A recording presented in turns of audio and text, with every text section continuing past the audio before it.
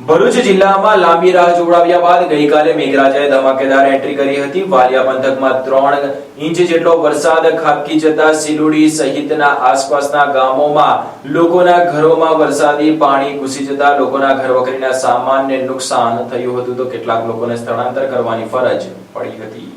વાલિયા પંથકમાં શનિવારે બપોર બાદ વરસેલા ધોધમાર વરસાદને પગલે સિલુડી ગામ બેટમાં ફેરવાઈ ગયું હતું। ગામમાંથી પસાર થતા કોતરના પાણી અચાનક ઘરોમાં ઘૂસી જતા ગ્રામજનોમાં અફરાતફરી મચી પરિસ્થિતિ ગંભીર બનતા આશરે 50 જેટલા લોકોને સુરક્ષિત સ્થળે સ્થળાંતર કરવાની ફરજ પડી હતી। કોતરના પાણી 10 થી વધુ ઘરોમાં ઘૂસી જતા લોકોને ઘરવખરી બચાવવાનો પણ સમય ન મળ્યો અને ઘરોમાં પાણી ભરાવાથી ઘરવખરીને નુકસાન પહોંચ્યું છે। ભારે વરસાદના કારણે એક મકાનમાં ભૂવો પડી ગયો જ્યારે ગામના સ્કૂલ ફળિયામાં આવેલા 2 મકાનોની દિવાલ ધરાશાયી થતા 7 લોકોનો આબાદ બચાવ થયો। પરિવારજનોએ સમયસૂચકતા દાખવી દિવ્યાંગ વૃદ્ધાને પણ સુરક્ષિત બહાર કાઢ્યા હતા। ઘટનાની જાણ થતાં ગામના તલાટી હાર્દિક વસાવા તાત્કાલિક દોડ્યા અને મામલતદાર સહિત સંબંધિત અધિકારીઓને જાણ કરી રાહત અને બચાવની કામગીરી હાથ ધરી। પૂર જેવી વિકટ સ્થિતિનો સામનો કરી રહેલા સિલુડી ગામના લોકોએ તાત્કાલિક રાહત અને સહાયની માંગ કરી છે। હું વસાવા જાનુબેન વિષ્ણુભાઈ વસાવા સિલુડી ગામના રહેવાસી વસાવા મંજુલાબેન અભયસિંહભાઈની પુત્રી। અમારા ઘરમાં વરસાદ પડતા આટલું બધું પાણી વધારે ભરાઈ જતા અમે પાણી કાઢતા સામાન અડધો આમ મૂકે કે તેમ મૂકે એમ સમજ ના પડતા પાણી કાઢવા જતા અડધી દિવાલ તૂટી પડતા દાદીને બચાવીએ કે પછી અમે સામાન આમ તેમ લઈ જઈએ ખબર ના પડતા આટલું બધું નુકસાન થયું તો અમે એટલી આશા રાખીએ કે અમારું ઘર બની જાય અને અમને સરકાર તરફથી સહાય મળે।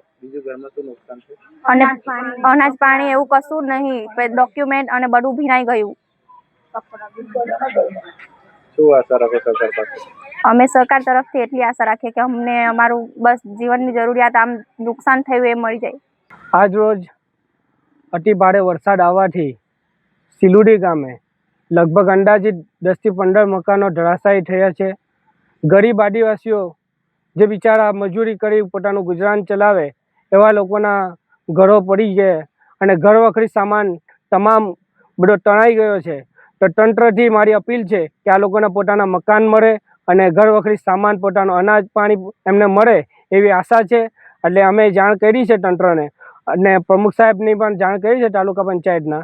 એમના આદેશથી હું આવેલા આ લોકોને જોયું છે આજે તો ઘણું બધું નુકસાન થયું છે। તો મને તંત્રથી આશા છે ડિઝાસ્ટર વિભાગથી કે આ લોકોને પોતાના મકાન અને ઘરવખરી સામાન મળે એવી આશા છે। કોઈને વાગ્યું છે એવું ખરું? જાનહાનિ કોઈની નથી, કોઈને ઇન્જરી નથી થઈ, પણ ઘણા બધા ઘરોને નુકસાન થયું છે ને બધાનું લગભગ અનાજ પાણી બધાનું ધોવાઈ ગયું છે ને પોતાના ડોક્યુમેન્ટો હતા એ પણ ઘણા બધાના જ લગભગ તણાઈ ગયા છે।